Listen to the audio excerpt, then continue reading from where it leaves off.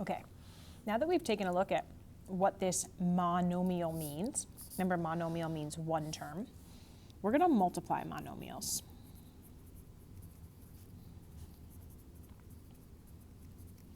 Okay, this is multiplying monomials.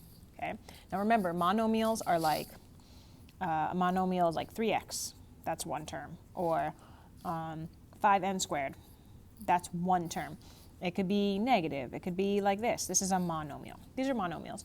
Okay, what's not a monomial is like 3x minus 7, right? That's two terms, that's 1, 2. So this, not a monomial. So right now we're just going to be multiplying monomials. So here's some examples. Okay, so here, look, I have negative 6x times 3x squared.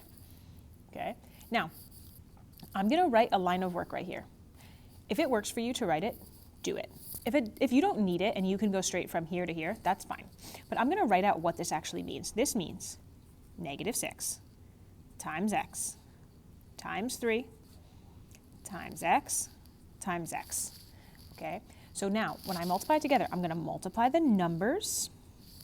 Look, all the rules apply. So negative times positive is negative.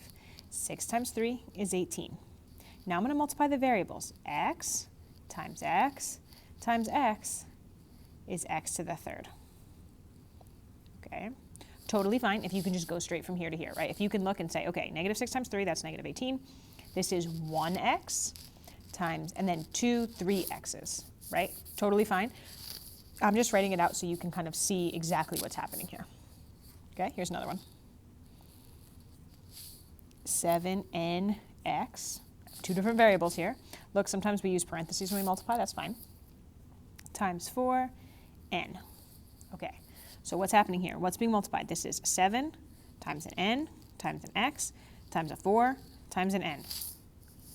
Okay, 7 times 4, that's 28. How many n's do I have? Oh, there's one over here and another one over here. So that n is being multiplied twice. Okay, and then there's just one x. Is there any other x's? Nope, so I just have one x. I don't write the exponent. I don't write an exponent of 1. It's invisible. It's like, just like we don't write 1x, right? Okay, so here's my answer here. Let's look at one more. Look, I'm gonna come down here because I'm gonna give you a longer one, and I want you to see, like, it's just longer. It's not harder. It's the same. Okay, so let's say I have 2a squared, b to the third, times negative 4ab squared. Okay, seems long.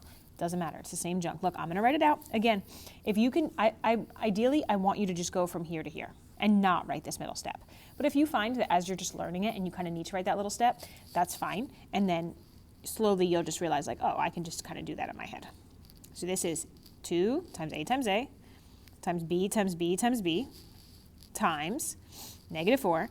There's just one a here, right? That 2 only applies to the b because it's only on the b. Let's put this all together. First, let's multiply the numbers. 2 times negative 4, positive times negative is negative. 2 times 4 is 8. Let's see, I have 1, 2, 3 a's. So there's 3 a's being multiplied, right? This is a times a times a. That's a to the third. And then there's 1, 2, 3, 4, 5 b's. Okay, that's my answer. So what's being multiplied? There's a 2 times a negative 4. There's an a times an a times an a. That's a to the third. And there's a b times a b times a b times a b times a b. That's b to the fifth.